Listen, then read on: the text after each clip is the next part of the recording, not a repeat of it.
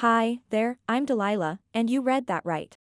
My sister-in-law's family vacation was planned at the nursing home where I work without my permission. She waltzed in with her husband's family like she owned the place, then looked me in the eye and told my supervisor to reassign that overworked caregiver. That overworked caregiver was me. But that wasn't even the worst part. The worst part was my entire in-law family knew they planned it. They expected me to pay for it in silence.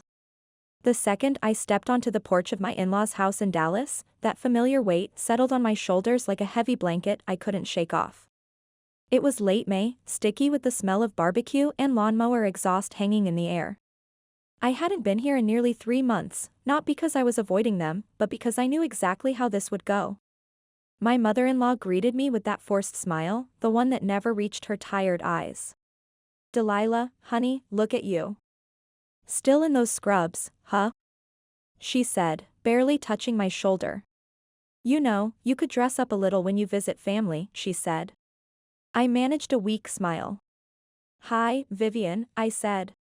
My father-in-law, Gerald, was already at the kitchen table, halfway through his meatloaf, eyes fixed on his plate like it held the answers to life's biggest questions. And then there was Amber.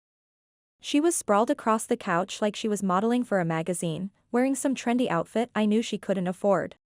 Her lips twisted into that superior smirk I'd learned to dread. Well, she said, sitting up straight. "Dallas's favorite mystery nurse returns. Did you finally finish counting pills at the old folks' home?" she said. I didn't take the bait. I just nodded and took a seat at the small dining table. The table was set with Vivian's good plates, the ones that only came out for birthdays, bad news, or family meetings. That should have been my first warning. Dinner started awkwardly. Vivian talked about the weather, Gerald mentioned his back pain, and Amber took photos of her food, making sure to crop me out of every shot. I should have made an excuse and left right then. Instead, I took a bite of green beans and told myself this was just another family dinner. Then Amber pushed back her chair and stood up. "I have something amazing to share," she announced, raising her water glass like it was champagne. "Gerald's 60th is coming up, and we're going to make it unforgettable. Like, vacation of a lifetime unforgettable." I kept eating, my fork frozen halfway to my mouth. "I found this incredible resort in Hawaii. 5-star everything, spa treatments, private beach access, kids club for Emma. Think paradise, but with better room service." She paused, letting the words sink in. "Total cost for all of us? Just under $50,000, she said. My stomach dropped. I set down my fork. She didn't even blink. "And you," she said, pointing straight at me, "get to make this dream happen. Come on, Del, it's not like you're using that tech money for anything important," she continued. The room fell silent. Even the old air conditioner seemed to stop humming.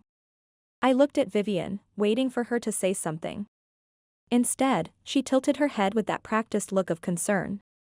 "Sweetheart, it really would mean everything to Gerald. You've been so fortunate with your savings. Isn't it time to invest in family memories?" she asked. Gerald kept chewing, didn't look up, didn't say a single word. That's when it hit me like a punch to the gut. I wasn't family. I was a walking ATM. I tried to swallow my rising fury, but it burned like acid in my throat. I pushed back from the table before I said something that would shatter what was left of this fragile piece. Back at my apartment, I collapsed onto my small couch with a cup of tea and tried to wash the evening from my mind. My phone buzzed on the coffee table.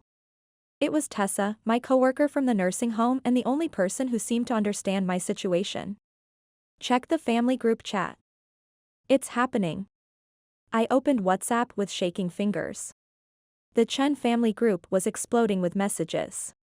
Amber had posted screenshots of my old LinkedIn profile, the one from my IT consulting days. Next to it, she'd added a photo of my beat-up Honda in the nursing home parking lot.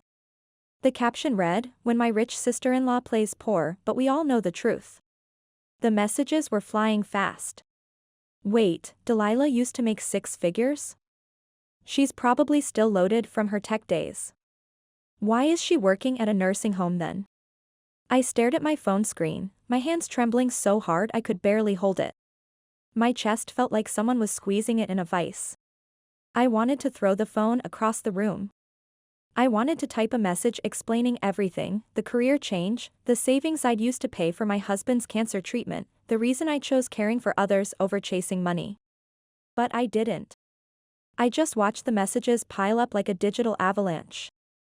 She thinks this is about a vacation, I whispered to my empty living room. She has no idea what she just unleashed. 3 days passed like a blur. I didn't respond to a single family text, didn't answer any calls from Vivian or Gerald. Tessa offered to block their numbers for me, and honestly, I was tempted. Instead, I turned off read receipts and buried myself in patient care schedules and medication charts. My hands stayed busy, but my stomach stayed twisted in knots. The group chat kept pinging with speculation about my hidden wealth, and questions about why I was slumming it as a nurse. People I barely knew were sharing opinions about my life choices. "She's not going to let this go," Tessa said during our break, stirring sugar into her coffee. "I know," I replied, staring out the break room window. "But she's not the one I'm really worried about," I said. Tessa raised an eyebrow, but I didn't elaborate.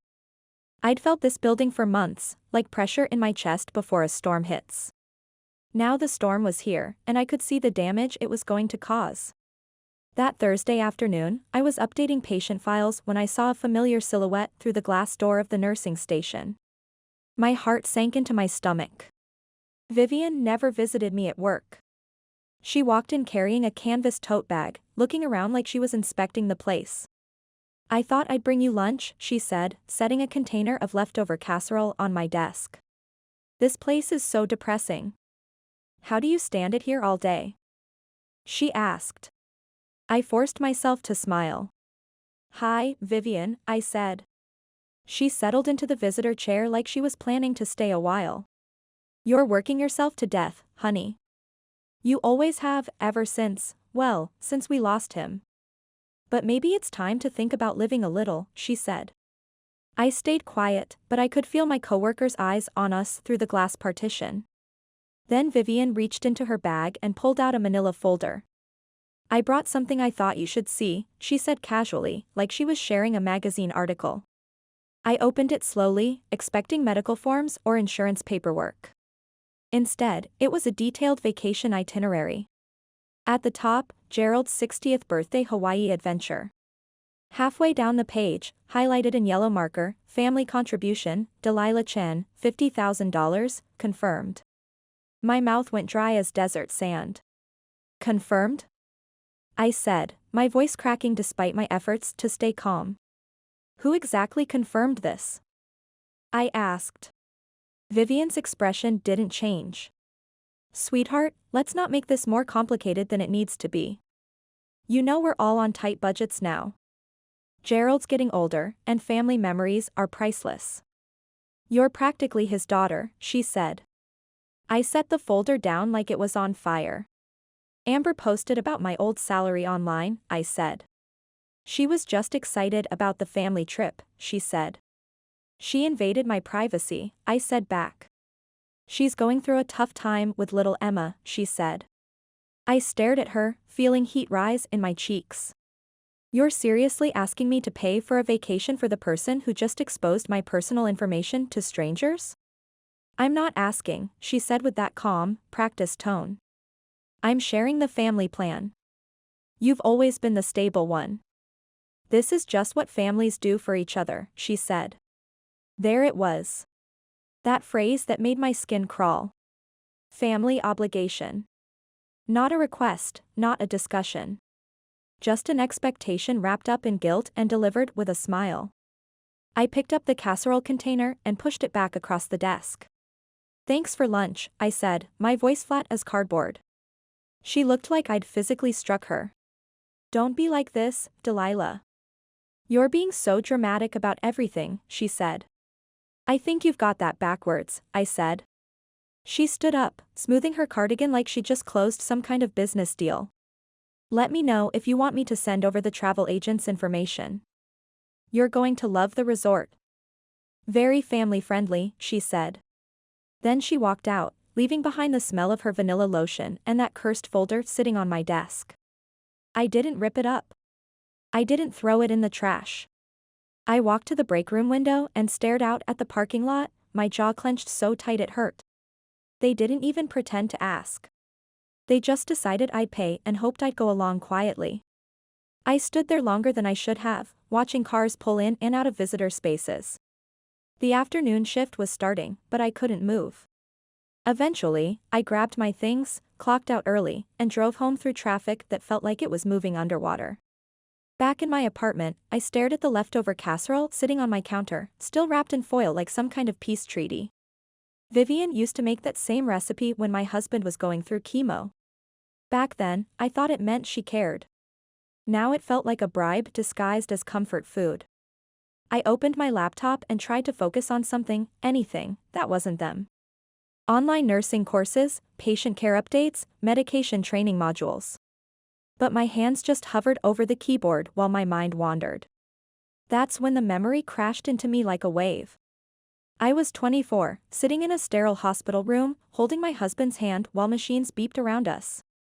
He'd just gotten his diagnosis. Stage 3, aggressive, but treatable. Vivian was there, clutching tissues and whispering prayers. "We'll get through this together," she'd said, squeezing my shoulder. "Family takes care of family.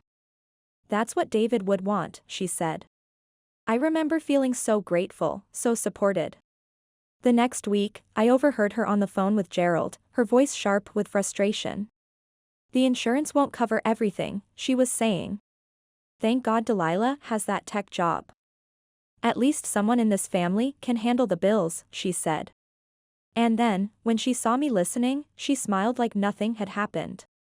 "Don't worry about the money, honey. That's what family is for, right?" she said. I was 24 and scared, and I nodded. Back then, I thought it was love and sacrifice. I had no idea it was the first payment on a debt I'd never finish paying. My chest felt heavy as I sat in my quiet apartment, surrounded by budget meal containers and nobody asking how I was holding up, just what I could contribute next. They never asked how I felt. They just expected, and when I hesitated, they reminded me of everything they'd done. Guilt was their favorite currency, and I'd been paying interest for years. I started remembering other moments. Amber's beauty school tuition that I helped with because family invests in each other. Christmases where my thoughtful gifts were met with "oh, that's nice," while Amber's cheap presents got praised like treasures. Every kindness I offered came with an unspoken expectation that I'd keep giving. My generosity was never reciprocated, only expected. I opened WhatsApp and started typing a message to the family group. Something diplomatic, something that wouldn't cause waves. "I appreciate the invitation, but I need to think about my budget right now." I stared at the words for a full minute, then deleted every single character. Instead, I walked to my kitchen, opened the freezer, and shoved the casserole inside, right between a bag of frozen vegetables and an old ice cream container. I slammed the door harder than necessary. "I'm not your personal bank account," I whispered to my empty kitchen. "I'm not your guilt trip victim anymore." I didn't cry. I didn't feel sorry for myself either. But for the first time in months, I felt something firm beneath my feet. I used to think family meant sacrifice. Now I'm starting to wonder if it just means knowing when to stop. The next morning, I was back at the nursing home before the sunrise, earlier than usual, before the coffee cart in the lobby even opened. I hadn't slept much, but I didn't feel exhausted. I felt focused, like my mind had decided it was done wasting energy on family drama and was ready to think clearly again.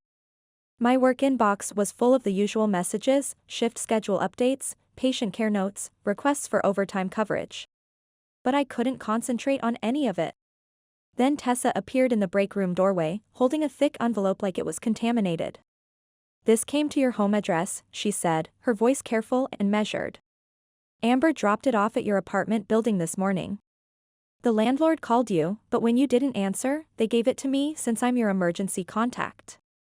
She set it on the table in front of me. My full name was written across the front in Amber's loopy handwriting, right under the printed letterhead, Sunset Paradise Resort, Hawaii. I opened it with shaking hands. Inside was a glossy travel brochure and what looked like a booking confirmation form. Expensive paper, color photos, official seals. Very Amber. It was a resort reservation package for 7 people, including little Emma. They'd filled in a family coordinator section, and there it was, financial guarantor, Delilah Chen, signature required. My stomach dropped when I got to page 3 and saw the fine print buried in the terms and conditions.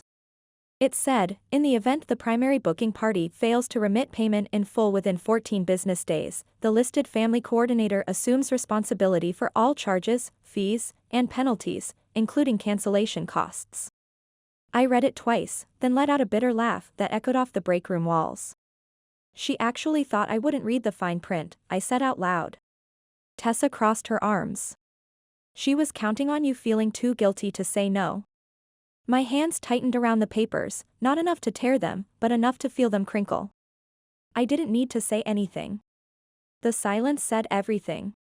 I slipped the entire packet into my work bag and mentally filed it under a documentation. You know, I said, standing up and brushing off my scrubs, if she put half this energy into finding an actual job, she wouldn't need to con her family into funding her fantasies. Tessa raised an eyebrow. Want me to throw this in the medical waste bin? No. Let her wonder what I'm thinking, I said. I walked to the computer station and opened my email. I typed a new message and addressed it to the resort's customer service department. No pleasantries, no explanation. Subject was unauthorized booking inquiry. Body said, please confirm that no financial guarantees have been processed under my name without my written consent. All future communications regarding this matter should be directed to my personal attorney. D. Chen. I hit send. Then I opened my phone calendar and created a new reminder for next week. Title was Document All Family Financial Schemes. I stared at the screen for a long moment, then whispered to myself, that's the last time they treat me like a walking checkbook. This wasn't about hurt feelings anymore. It wasn't about family loyalty. This was about boundaries. And in my world, boundaries aren't suggestions. They're steel walls that protect what matters most. Saturday morning at Sunset Manor felt different. Tense. Tessa found me at the nurse's station, looking worried. Did you approve the facility tour for Wednesday? She asked. No, I said, stopping cold. I haven't scheduled any tours. She pulled up the system. The Chen family group was exploding with messages. My stomach dropped. She wouldn't, I said. Oh yes, she would, Tessa said back. We checked the visitor request forms. There it was. Family care consultation, Amber Chan, requesting tour for potential family placement. No call to me. No courtesy check. She'd booked my workplace like I was just another employee. She's trying to corner you, Tessa said. If she shows up with family, you'll look unprofessional refusing to help. I pulled up yesterday's security footage. There was Amber, strutting through our lobby in ridiculous heels, taking selfies with our award plaques. She's treating this place like her personal photo studio, Tessa muttered. I leaned back, arms crossed. She thinks I won't make a scene at work, I said. Don't cancel the appointment. Let her show everyone exactly who she really is, I added. I opened a new file, Chan, Professional Conduct Documentation. You want everything on record? Tessa asked. Every angle, I replied. Wednesday afternoon, I was home organizing nursing certifications when my phone buzzed. It was from Tessa, check the lobby security feed. It's happening now. I opened the staff portal on my laptop. Amber was clicking across our lobby in high heels, already ranting. This decor scheme? This looks like a 1980s hospital. She gestured wildly at our calming color palette while our administrator stood frozen. You call this therapeutic? My Instagram followers would roast this place, she yelled. She snapped her fingers at a nursing assistant.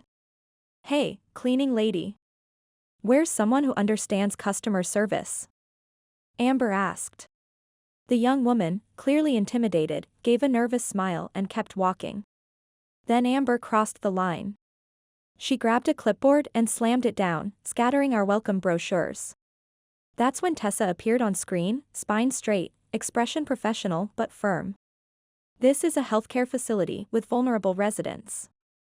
We require all visitors to treat our staff and patients with respect, Tessa said. Amber sized her up like a bug. Do you even know who my sister-in-law is? Amber said. Tessa didn't miss a beat. Do you know where you are?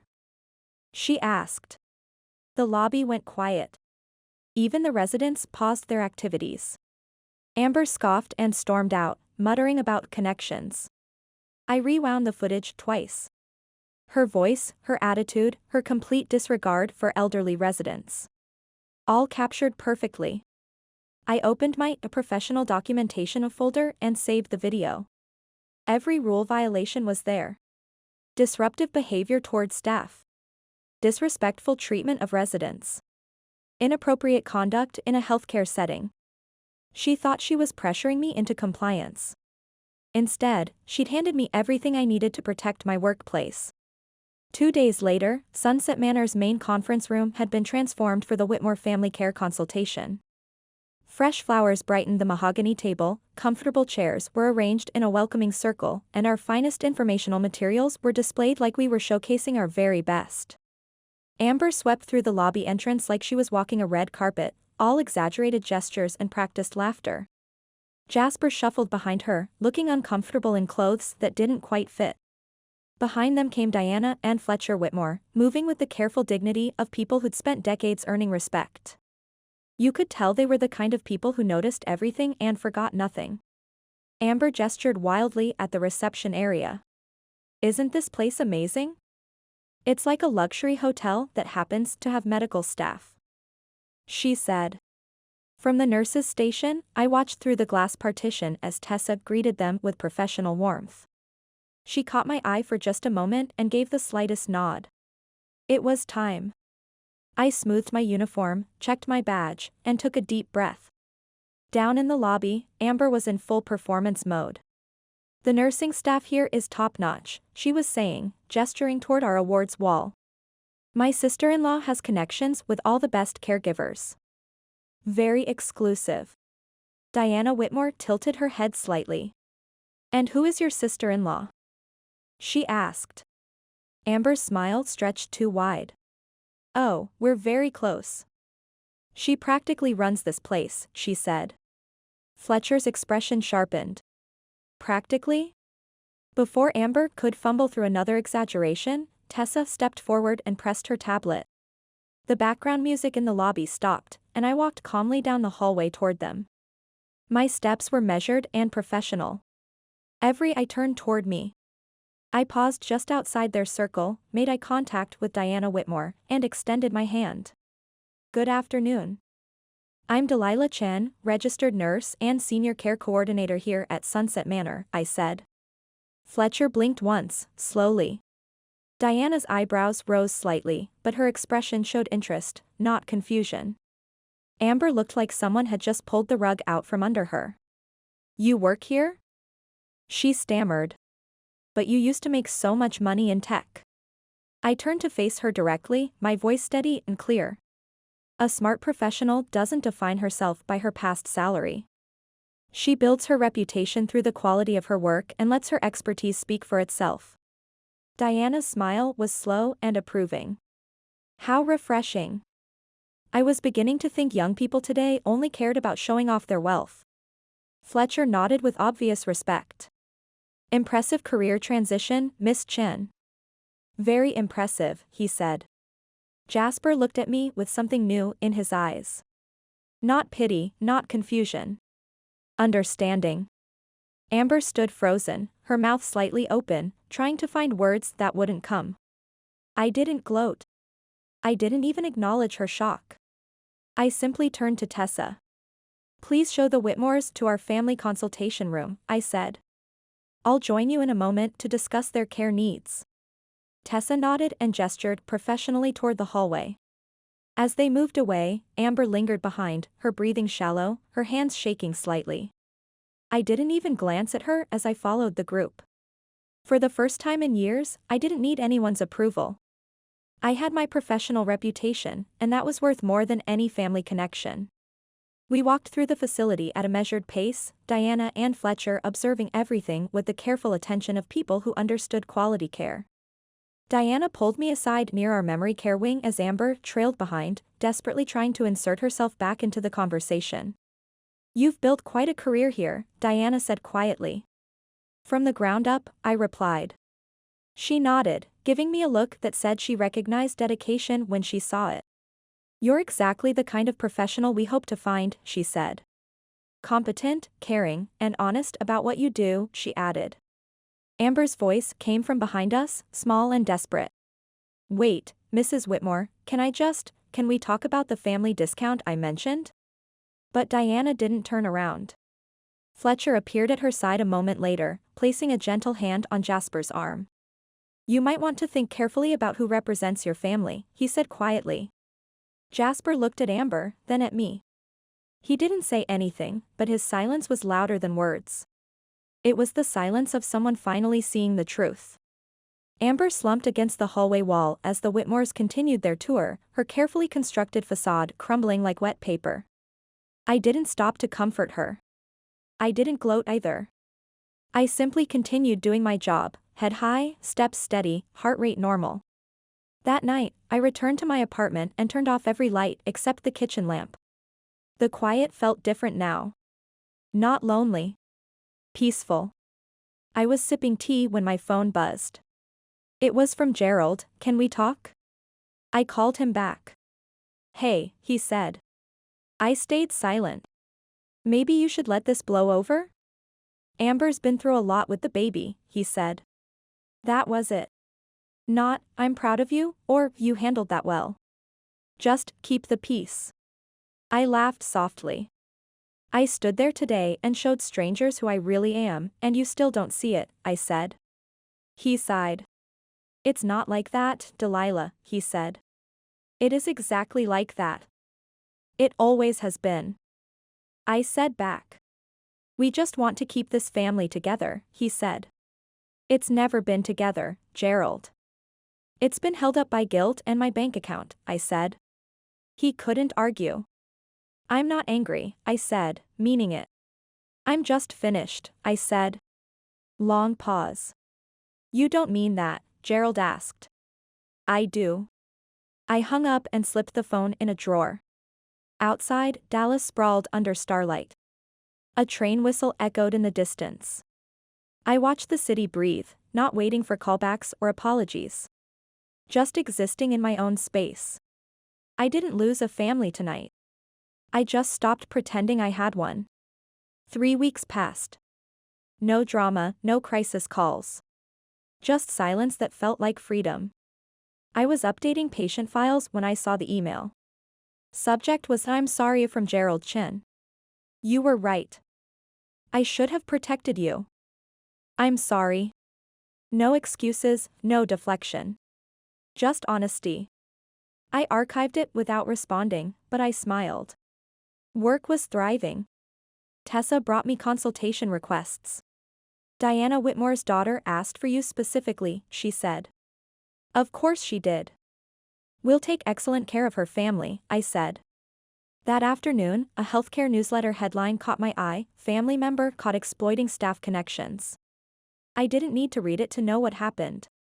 I checked the family chat once. Amber's last message was a simple photo of Emma playing. No captions, no requests. The silence said everything. On my balcony that evening, Dallas lights twinkled below. I drove past their house last Sunday but didn't stop. Not from anger, but because I didn't need anything from them anymore. I used to think peace meant getting apologies and watching karma work. But real peace is quieter. Peace is saying no without explaining. Peace is walking away from energy drains. Peace is putting yourself first. Self-respect doesn't come from others treating you well. It comes from treating yourself like you matter. For years, I thought loyalty meant absorbing their problems. But martyrdom never saved anyone. You can care about family and still protect your boundaries. You can walk away from toxic relationships without guilt. I didn't win by fighting louder. I won by finally listening to my own voice.